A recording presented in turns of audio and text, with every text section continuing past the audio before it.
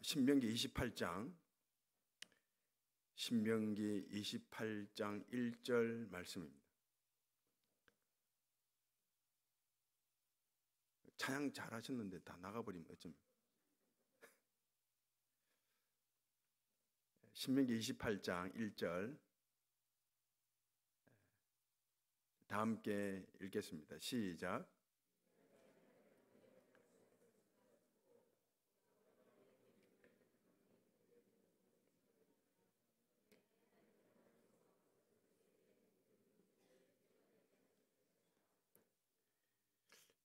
십자가를 질 수 있나 이렇게 물으면 전 질 수 없습니다. 정말 못 집니다. 질 수 있습니까 십자가? 어떤 십자가인데 질 수 있단 말입니까? 전 십자가를 안 지고 못 집니다. 그러나 뒤가 중요하죠. 그러나 은혜를 베푸시면 질 수 있습니다. 순종할 수 있습니까? 순종? 말씀에 순종할 수 있나요? 못하죠. 어떻게 순종해요? 골라가면서 순종하죠. 그러나 은혜를 베푸시면 전적으로 자발적으로 순종할 수 있습니다. 순종의 법칙, 순종하면 복을 받고 불순종하면 저주받는 것, 이건 구약도 말씀하고 신약도 똑같이 말씀합니다. 순종의 법칙, 순종하면 복을 받고 불순종하면 저주를 받는 것, 구약이나 신약이나 그 목적, 원리, 내용은 같습니다. 같은데 분명 구약도 똑같이 순종하면 복을 받고 불순종하면 저주받고, 신약도 똑같이 순종하면 복을 받고 불순종하면 저주받는다고 말씀하시는데, 이 순종의 법칙이 이루어지는 과정, 그리고 설명하는 방식은 구약과 신약이 다릅니다. 좀 달라요. 이 구약에서 순종하면 복을 받는다고 할 때 이 복은, 구약은 자손이 많아지는 것이고 땅이 많아지는 것입니다. 그리고 불순종해서 저주를 받는다는 것은 그냥 사망, 죽는 것입니다. 그런 식으로 설명하고 그런 방식으로 이루어갑니다. 신약은 조금 다르죠. 신약은 순종하면 복을 받는다고 할 때 이 복은 믿음과 연결시킵니다. 믿음. 그리고 불순종해서 저주를 받는다는 것은, 신약에서는, 구약은 사망이지만 신약은 사망이 아닙니다. 뭔가 하면 사랑의 매로 대변합니다. 매, 사랑의 매, 아픈 사랑이죠. 아픈 사랑. 그 자극을 주고 매를 가지고 자극 주잖아요. 동기부여시키지 않습니까? 그런 식으로 저주를, 화를 말씀합니다. 하나님께서 아브라함을 갈대 우르에서 불러내시죠. 아버지를 따라 우상을 섬기고 있던 아브라함을 불러내십니다. 불러내시고 먼저 하신 말씀이 너는 복이라 그랬다고요. 이 결론이에요. 결론. 미리 결론을 낸다고요. 하나님은 아브라함을 향해서 복이라고 결론 내놓고 계속해서 말씀하기를, 찾아오셔서 말씀하시기를 너의 후손이 하늘의 별처럼 땅의 모래알처럼 많아질 것이라 이렇게 말씀하셨어요. 이 말씀, 이 약속을 하셨으면 당장 애를 쌍둥이 낳고 그 다음에는 새 쌍둥이 낳고 이래 돼야 되잖아요. 그런데 자식이 안 생깁니다. 안 생기니까 아브라함이 긴가민가하잖아요. 자꾸 하나님의 약속을 의심한다고요. 진짜 하늘의 별처럼 바닷가의 모래알처럼 자손들이 많아질까? 그래서 안 생기니까 자식이 종을 가지고 나의 후손 삼겠습니다. 하나님께서 찾아오셔서 종이 아니다. 종이 너의 후손이 될 수 없다. 또 하나님은 말씀하시고 자손이 많아질 것이라. 그런데 또 안 생깁니다. 그러니 이방 여인을 통해서 이스마엘을 낳고 이 이스마엘을 나의 후손 후계자 삼겠습니다. 아니다. 네 몸에서 진짜 약속의 자녀가 난다. 그런데 안 생겨요. 마침 25년 만에 아들이 태어나죠. 이삭. 한 명 태어납니다. 한 명 태어나.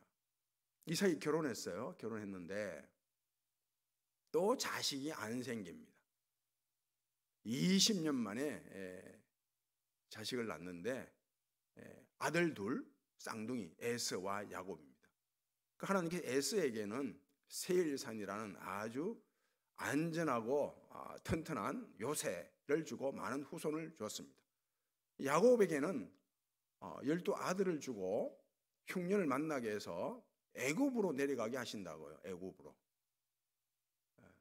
애굽으로 내려갔는데 애굽에서 430년 동안 종살이를 하게 되죠. 그리고 사람 후손들은 굉장히 많아지고 그 종살이가 고달프잖아요. 그래서 하나님께 고달프다고 부르짖습니다. 부르짖는데 하나님께서 그 부르짖음을 들으시고 모세와 아론을 보내죠. 모세와 아론을 보내서 이스라엘 백성들을 애굽 땅에서 끄집어내고자 합니다. 그런데 바로가 안 내놔요. 그래서 하나님께서 10가지 재앙을 애굽 땅에 내리십니다. 퍼붓고 그리고 애굽 군대가 추격하고 홍해를 건너서 광야 땅에 딱 당도했는데 얼마나 목이 마르겠어요. 급히 빠져나왔잖아요. 그 바닷길을 건넜어요. 갈증이 난다고요. 갈증이 나서 물을 마시려고 하는데 하나님이 단물을 줘요, 썬물을 줘요? 제일 먼저 썬물을 주잖아요. 썬물. 이 하나님 너무한 거 아니에요, 이거? 단물 줘도 되잖아요. 썬물을 줘요. 그리고 또 물이 안 나와요. 반석을 깨트려서 물을 내고 또 양식을 주는데 배가 고파서 막 불평하고 원망하니까 양식을 주는데 매일매일 떨어지는 만나를 줘요. 매일 떨어지는 만나 주어러 들판으로 나가는 일이 얼마나 귀찮습니까?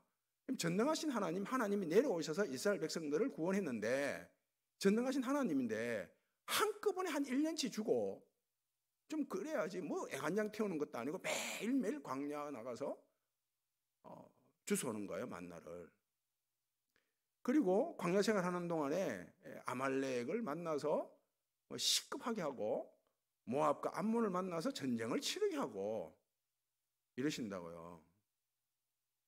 왜 이러시냐 이거예요. 한 가지 재앙을 내려서 애굽 땅에서 충분히 건져낼 수가 있죠. 에스에게 준 세일산보다 더 튼튼한 요새를 야곱에게 주실 수 있죠. 왜 애굽 땅에 내려가서 바닥치게 하냐 이거 바닥. 애굽에 내려간 게 바닥이잖아, 바닥. 종살이하게 하냐 이거예요. 왜? 왜 단물 충분히 주실 수 있고 1년치 양식을 한꺼번에 주실 수 있는 분이 왜 안 주냐 이거예요. 이방을 딱 깡그리 하나님 앞장서서 다 처단해버리지 왜 이방 만나서 생고생하게 만드냐 이것입니다. 적들을 만나서 다투고 싸우게 만드냐 이것입니다. 왜? 왜 그럴까요? 왜? 결론이에요, 결론. 신명기 말씀을 보면 광야 40년기를 걷게 하신 것을 기억하라.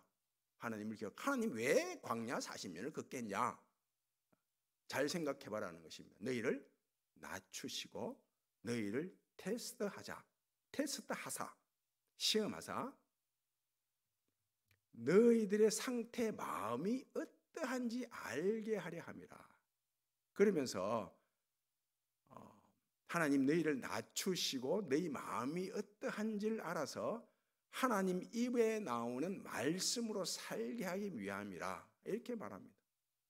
그리고 이 여호수아서 보면 또 결론으로 말씀하는데 왜 하나님이 이렇게 행하셨느냐 하면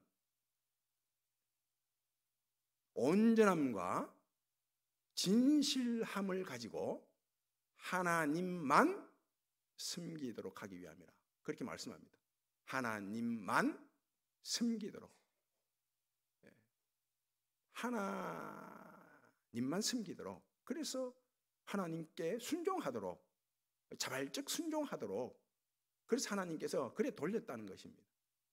충분히 요새를 줄 수 있고 1년치 양식을 줄 수 있고 매일 소고기 먹도록 해줄 수 있는 분이 매일매일 들판에 나가서 죽도록 허리 굽혀서 귀찮게 죽도록 만들었고, 이방과 싸우도록 만들었고, 썸물을 먼저 줬고 그랬다는 것입니다.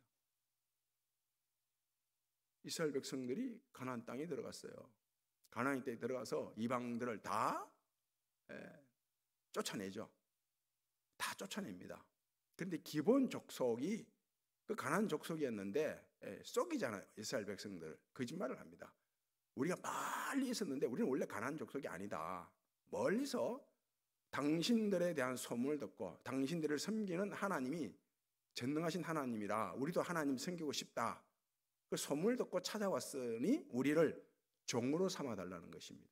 물 깃는 자, 나무 패는 자 종으로 삼아 주십시오. 이스라엘 입장에서는 이거 웬 떡이냐 아닙니까? 웬 떡이냐? 그렇죠?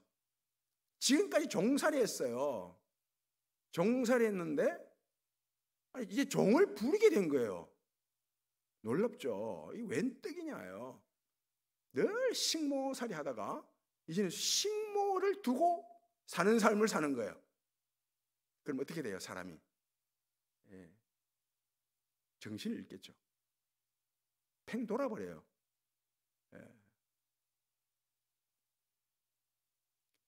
식모를 거느리고 살다 보니 이 식모를 거느리고 사는 맛을 아는 거예요. 종을 부리게 되면 종 부리는 맛을 나게 돼요. 이스라엘 백성들이 비로소 세상의 맛을 알아요. 세상의 맛.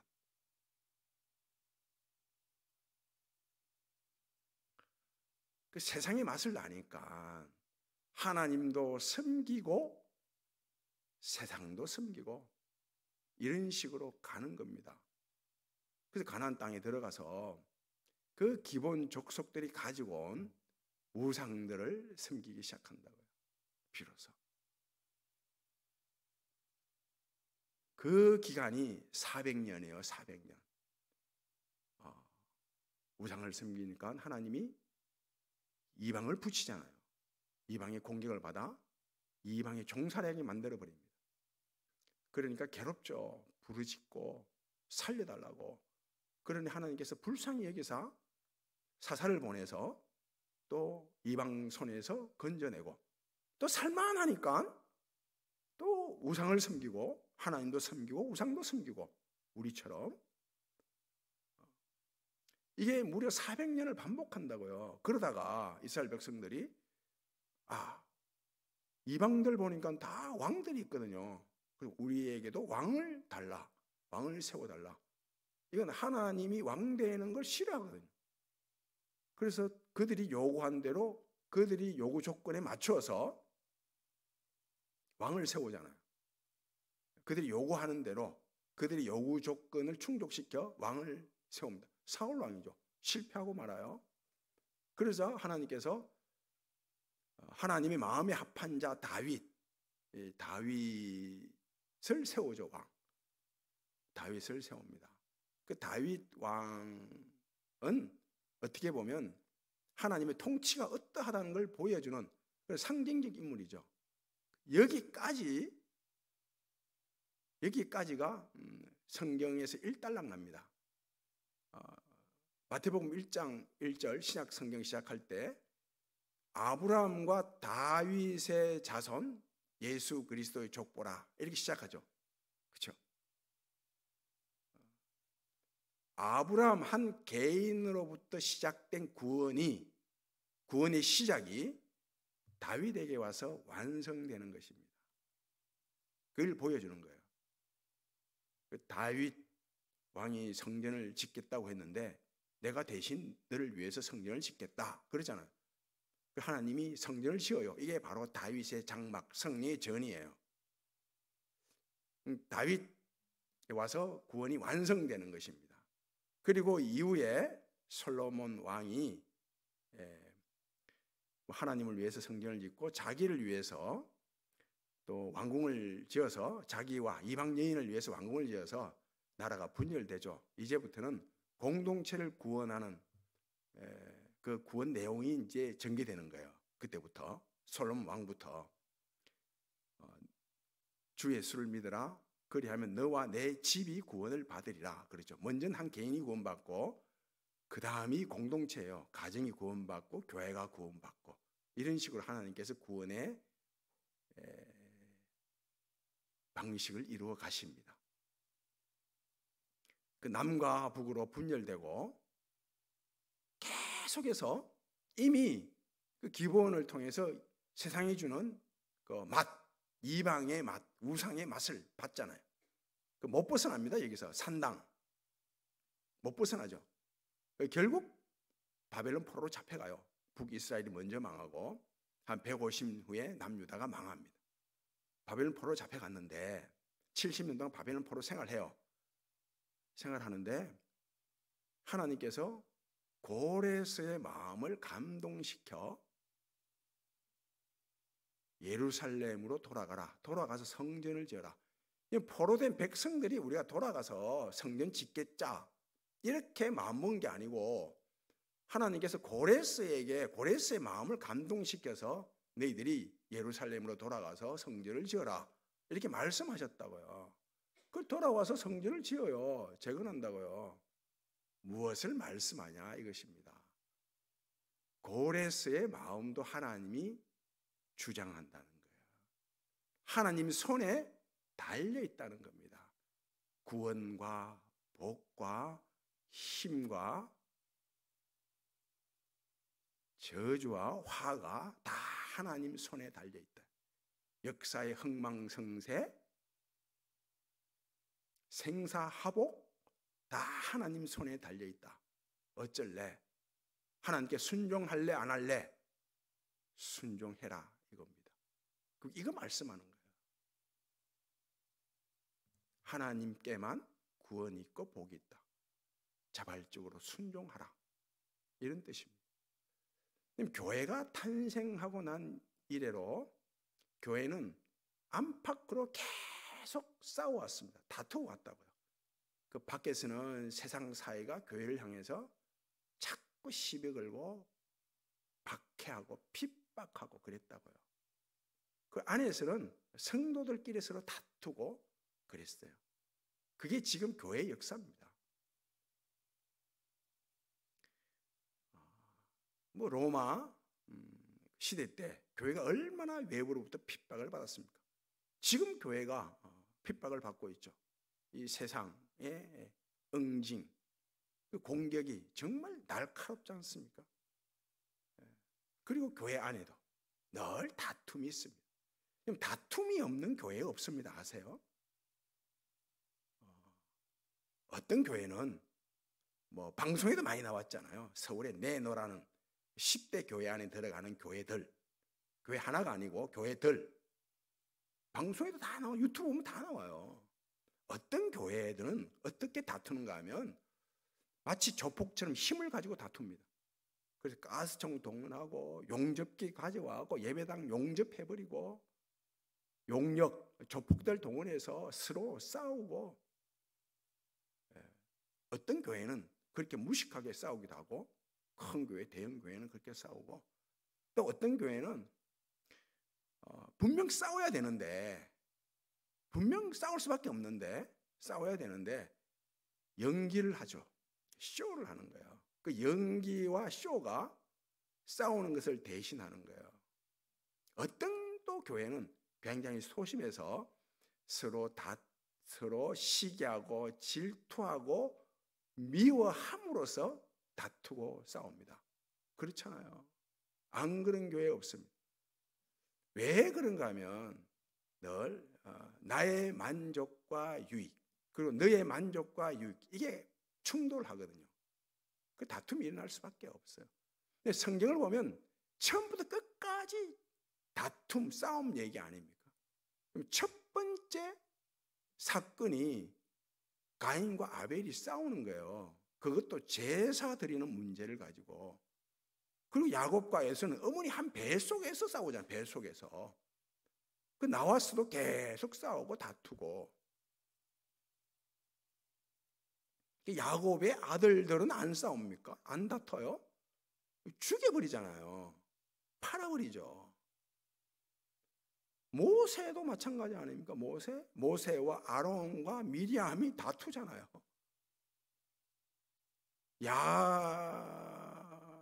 야곱이 아니라 다윗의 자녀들도 다투고 싸우죠. 난리 친다고요, 난리. 그 사사시대 때는 그 동족 상잔, 그 베냐민 지파 하나와 나머지 11지파가 싸운다고요. 엄청난 전쟁, 피비린내 나는 전쟁, 다 죽어버리고 400명 남고 무시무시한 전쟁이 일어나는. 그리고 남유다, 북이스라엘 시도 때도 없이 싸웁니다. 같은 민족인데도 신약에 오면 안 싸우나요? 안 다투나요? 신약에 다투고 싸우죠. 그 예수님 제자끼리도 다투고 싸웠잖아요. 요한과 야고보가 더 높은 자리에 앉으려고 하고, 그러다 다른 제자들이 화를 내고 분을 내고 싸우고, 바울과 바나바도 다투고 싸우잖아요. 선교 여행을 가는데 다투고 싸우는 거예요. 고린도 교회 안에 파당이 있었다고 해요. 나는 아볼로파, 나는 게바파, 베드로파, 나는 바울파, 나는 그리스도파. 이 파가 있다는 걸 서로 다투고 싸웠다는 거예요. 다 그런 다툼의 역사예요. 다툼의 역사. 그런데 그들은 한 번 다툼으로 끝나요. 무엇을 말씀하냐? 무엇을 말씀하냐? 왜 싸울 수밖에 없는가 하면, 먼저 내 속에 선이 있고 악이 있죠. 바울의 고백 그대로 항상 하나님의 법을 따라 선을 행하고 싶은데 내 속엔 또 다른 법이 자꾸 선을 행하지 못하도록, 하나님께 순종하고 싶은데 순종하지 못하도록 자꾸 충동질하는 악이 있다는 거예요. 이런 사람들이 다 모였는데 당연히 다투고 싸우는 거죠. 내 속에 가인이 있고 아벨이 있어요. 내 것 가지고 예배 드리고 싶은 마음도 있고, 하나님께 거저받은 은혜를 가지고 예배 드리고 싶은 마음도 있다고요. 내 속에 사울이 있고 다윗이 있죠. 이 사울의 집과 다윗의 집이 오랫도록 전쟁했다고 하지 않습니까?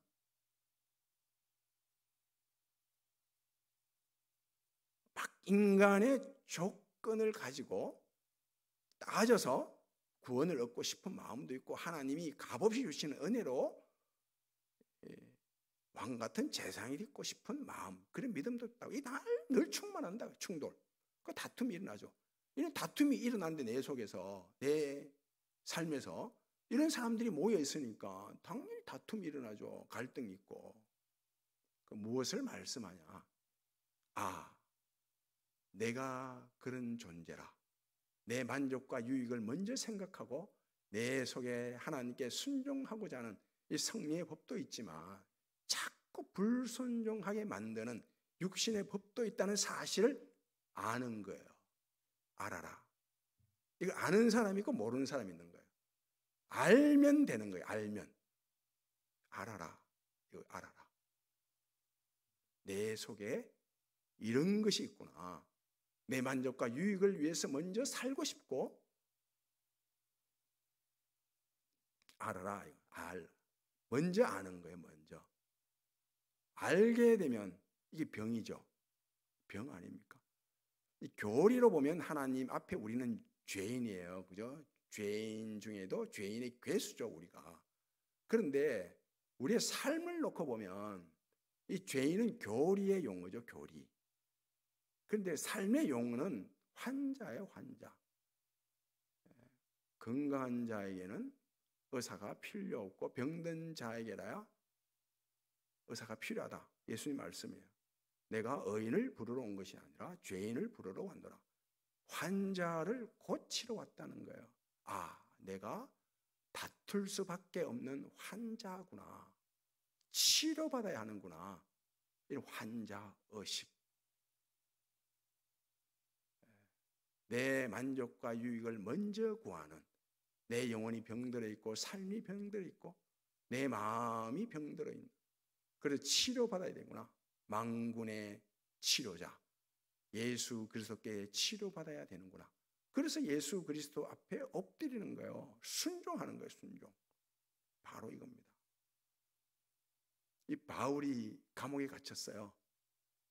빌립보서 1장 말씀입니다. 제가 이걸 쉽게 풀게요.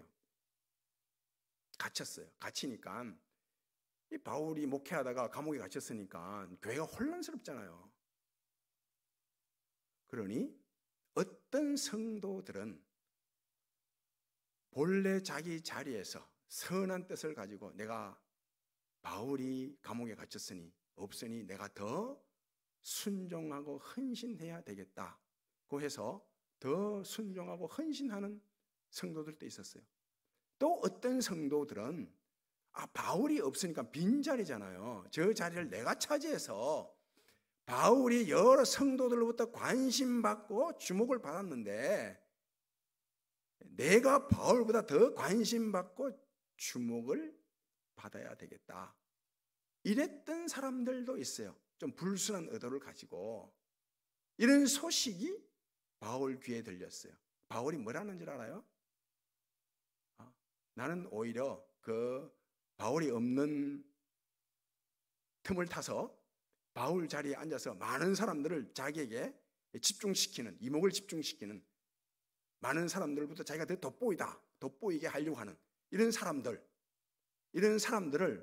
바울이 어떻게 말하는가 하면 나는 그들을 축복한다. 그들의 삶을 응원한다. 어떤 방도 형편에서든지 예수 그리스도의 복음이 증거되는 것을 나는 기뻐하고 또 기뻐한다. 이런다고요.